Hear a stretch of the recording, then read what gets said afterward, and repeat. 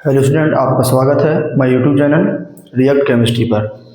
तो सभी लोग को नमस्ते। तो जैसा कि आपने पिछले वीडियो में हेनरी का नियम और हेनरी के नियम की सीमाएं पढ़ी थी, अब आज के वीडियो में आपको पढ़ाया जाएगा विलयन के अणुसंख गुणधर्म और उनके प्रकार। तो ज़्यादा समय न लेते हुए अपने वीडियो को स्टार्ट करते हैं। तो आइए देखते हैं आज का टॉपिक क्या रहेगा। सभी बच्चे अपनी कॉपी में हेडिंग डाल लें, विलयन के अणुसंख गुणधर्म। सभी बच्चे अभी अपनी कॉपी में हेडिंग डाल रहे हैं, विलयन के अणुसंख गुणधर्म। हेडिंग क्या रहेगी? अणुसंख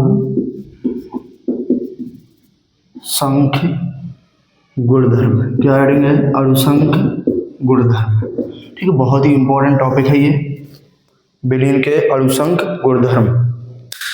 सभी लोग अपनी कॉपी में हेडिंग डाल लें और इसकी बहुत ही आसान परिभाषा है। ठीक है, लिखेंगे नहीं, आप लोग अच्छे से इसको सुन लीजिए और अपनी कॉपी में लिख लीजिए। विलयन के वे गुण जो विलय के भौतिक अवस्था पर आधारित होते हैं परंतु रासायनिक अवस्था पर आधारित नहीं होते हैं, विलयन के अणुसंख गुणधर्म कहलाते हैं। विलयन के वे गुण जो विलय के भौतिक अवस्था पर आधारित होते हैं परंतु रासायनिक अवस्था पर आधारित नहीं होते हैं, विलयन के अणुसंख गुणधर्म कहलाते हैं। अब इससे रिलेटेड एक पॉइंट है बहुत महत्वपूर्ण। क्या पॉइंट है उसको भी आप लिख लीजिए।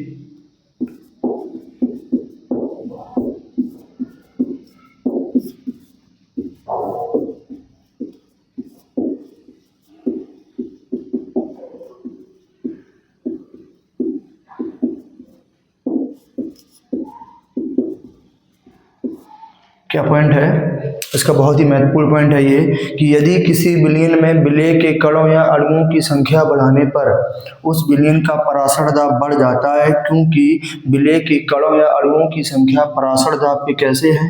समानुपाती। कैसे है? समानुपाती। समानुपाती में कैसा संबंध होता है? सीधा संबंध होता है। कैसा संबंध होता है? सीधा संबंध होता है। यदि आप परासरण दाब बढ़ाओगे तो विलय के कणों की संख्या या अणुओं की संख्या बढ़ेगी। तो समानुपाती में क्या संबंध है? सीधा संबंध होता है। यदि आप किसी विलयन में विलय के कणों या अणुओं की संख्या बढ़ाओगे तो उस विलयन का परासरण दाब बढ़ जाएगा। यदि विलय के कणों या अणुओं की संख्या घटाओगे तो उस विलयन का परासरण दाब कम हो जाएगा। ये नोट पॉइंट है, पेपर में बहुत आता है 1 नंबर में। ठीक है, तो सभी लोग इसको भी लिख लीजिए। तो अब बढ़ते हैं अणुसंख गुणधर्म के प्रकार। तो सभी लोग हेडिंग डाल लो, विलयन के अणुसंख गुणधर्म के प्रकार। सभी लोग हेडिंग डालो, विलयन के अणुसंख गुणधर्म के प्रकार। तो ये कितने प्रकार का होता है? मुख्य रूप से 5 प्रकार का होता है। कौन सा है? पहला आपका परासरण दाब है। कौन सा है? पहला आपका परासरण दाब है। दूसरा आपका है क्वथनांक में उन्नयन। कौन सा है? क्वथनांक में उन्नयन। अगला आपका है हिमांक में अवनमन। कौन सा है? हिमांक में अवनमन। ठीक है, अगला आपका है नंबर 4 है क्वथनांक में उन्नयन हो गया, हिमांक में अवनमन हो गया। इसके बाद में है वाष्प दाब में अवनमन। क्या है? वाष्प दाब में अवनमन। वाष्प दाब में अवनमन। ठीक, नंबर 5 नंबर आपका है वाष्प दाब में आपेक्षिक अवनमन। क्या है? वाष्प दाब में आपेक्षिक अवनमन। ठीक, वाष्प दाब में आपेक्षिक अवनमन। कितने प्रकार के होते हैं अणुसंख गुणधर्म? 5 प्रकार के। कौन सा? परासरण दाब है ना, ये आपका कैसा है? इंपॉर्टेंट है, मोस्ट इंपॉर्टेंट है। ठीक है, और क्वथनांक में उन्नयन और हिमांक में अवनमन। उन्नयन का मतलब होता है वृद्धि। क्या होता है? वृद्धि होता है। ठीक, अवनमन का मतलब होता है कमी। क्या होता है? कमी। ठीक है, इनको आप ध्यान रखना। उन्नयन माने क्या होता है? वृद्धि होता है। अवनमन माने क्या होता है? कमी होता है। वाष्प दाब में अवनमन है और वाष्प दाब में आपेक्षिक अवनमन है। क्या है? आपेक्षिक अवनमन। ठीक है, तो कितने प्रकार का होता है? 5 प्रकार का होता है। ठीक है, परासरण दाब है, क्वथनांक में उन्नयन, हिमांक में अवनमन और वाष्प दाब में अवनमन, वाष्प दाब में आपेक्षिक अवनमन। इस बच्चा को स्क्रीनशॉट लेना, स्क्रीनशॉट ले सकता है। अब बढ़ते हैं नेक्स्ट टॉपिक की ओर। अब इनको समझने के लिए सबसे पहले आपको वाष्प दाब समझना पड़ेगा। ठीक है। तो वाष्प दाब क्या होता है इसको समझते हैं। सभी बच्चे अपनी कॉपी में हेडिंग डाल लें वाष्प दाब। सभी बच्चे अपनी कॉपी में हेडिंग लगा लें वाष्प दाब। तो देखते हैं वाष्प दाब को बहुत अच्छी तरीके से समझते हैं। वाष्प दाब, ठीक है, सभी लोग अच्छी तरीके से समझेंगे इसको बहुत ही आसान भाषा के साथ। मान लो आपके पास एक कोई पात्र है, मान लो आपके पास क्या है, कोई एक पात्र है और इस पात्र में जल भरा है। क्या भरा है? इस पात्र में जल भरा है, ठीक है, जल भरा है, ठीक। अब क्या करेंगे, हम इस पात्र को किसी बर्नर की सहायता से गर्म करेंगे। क्या करेंगे? इस पात्र को किसी बर्नर की सहायता से गर्म करेंगे। जब इस पात्र को बर्नर की सहायता से गर्म करेंगे तो आपको पता है कि जल जो है वो कितने डिग्री सेल्सियस पे उबलता है, कितने डिग्री सेल्सियस पे उबलता है, उबलता है कितने डिग्री सेल्सियस पे? 100 डिग्री सेल्सियस। कितने डिग्री सेल्सियस पे? 100 डिग्री सेल्सियस पे जल क्या होता है? उबलता है, ठीक है। एक ये निश्चित है, क्या है? निश्चित तापमान है, ठीक है, निश्चित तापमान है कि जल 100 डिग्री सेल्सियस पर उबलता है, ठीक। अब क्या होगा, जब हम बर्नर की सहायता से वो गर्म करेंगे तो क्या होगा, इसके ये वाष्प के अणु बनेंगे। इसके जल में क्या होगा, जल में ये वाष्प के अणु बनेंगे। सीधी बात है, ये तो आपको पता ही है कि जब किसी भी जल को गर्म करेंगे तो क्या होगा, उसकी वाष्प बनेगी। जो वाष्प बनेगी तो वाष्प में क्या होंगे, वाष्प के अणु होंगे।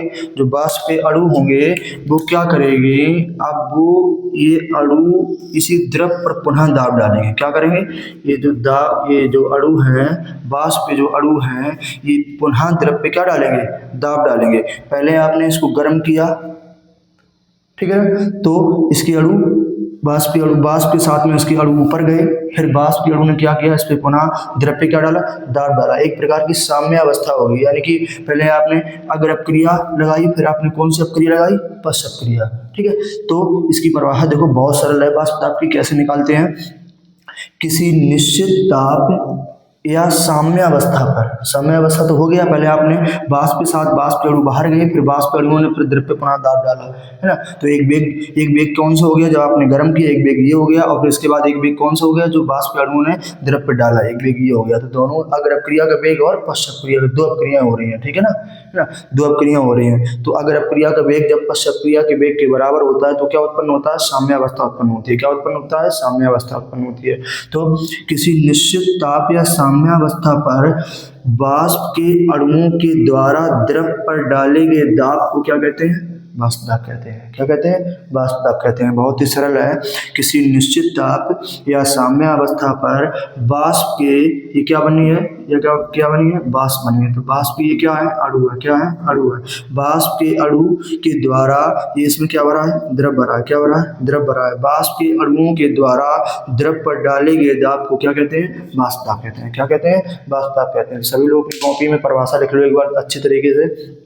किसी निश्चित ताप या साम्यावस्था पर वाष्प के अणुओं के द्वारा द्रव पर डाले गए दाब को वाष्प दाब कहते हैं, ठीक है। तो सभी बच्चा इसका स्क्रीनशॉट लेना, स्क्रीनशॉट ले सकते हैं और परिभाषा अपनी कॉपी में लिख लें।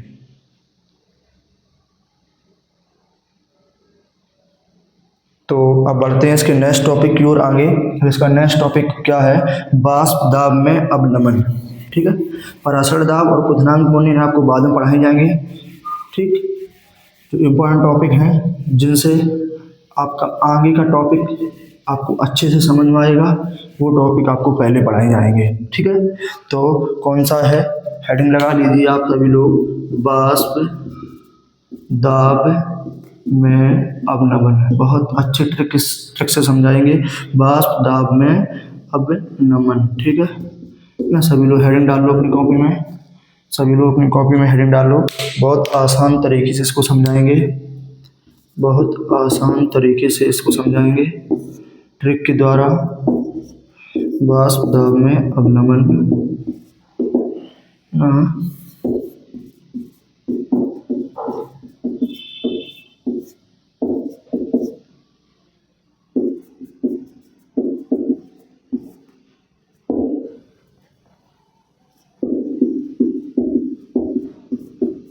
वाष्प दाब हो जाएगा यहाँ। देखो इसकी बहुत ही आसान परिभाषा है, इसकी बहुत ही सरल परिभाषा है। क्या होगी इसकी? देखो इसकी परिभाषा होगी शुद्ध विलायक का वाष्प दाब तथा विलीन के वाष्प दाब के अंतर को, ये क्या है, माइनस बराबर क्या होता है, अंतर के अंतर को वाष्प दाब में अपनमन कहते हैं। बहुत ही आसान परिभाषा है, एक बार अच्छे से देख लीजिए। शुद्ध विलायक का वाष्प दाब तथा विलीन के वाष्प दाब के अंतर को वाष्प दाब में अपनमन कहते हैं। इसको किससे डिनोट करते हैं? शुद्ध विलायक के वाष्प दाब को पी नॉट से माइनस हो जाएगा और विलीन का जो वाष्प दाब होता है वो क्या होता है, पी एस होता है। अगर आप इसके मान लिखना चाहते हैं तो नीचे लिख सकते हैं पी नॉट बराबर शुद्ध विलायक का वाष्प दाब क्या हो जाएगा, शुद्ध विलायक का वाष्प दाब, ठीक है, शुद्ध विलायक का वाष्प दाब हो जाएगा और पी एस बराबर हो जाएगा विलयन का वाष्प दाब। किसका हो जाएगा? विलयन का वाष्प दाब। ठीक, तो बहुत ही आसान तरीके से आपको समझाया है। आशा करते हैं आपको परिभाषा समझ में आई होगी ये, ठीक है। इसकी स्क्रीनशॉट लेना है, स्क्रीनशॉट ले सकते हैं आप लोग। अब बढ़ते हैं वाष्प दाब में आपेक्षिक अपनमन, ठीक है। इसका नेक्स्ट टॉपिक क्या है? वाष्प दाब में आपेक्षिक अपनमन। सभी लोग अपनी कॉपी में हेडिंग लगा लें, वाष्प दाब में आपेक्षिक अपनमन।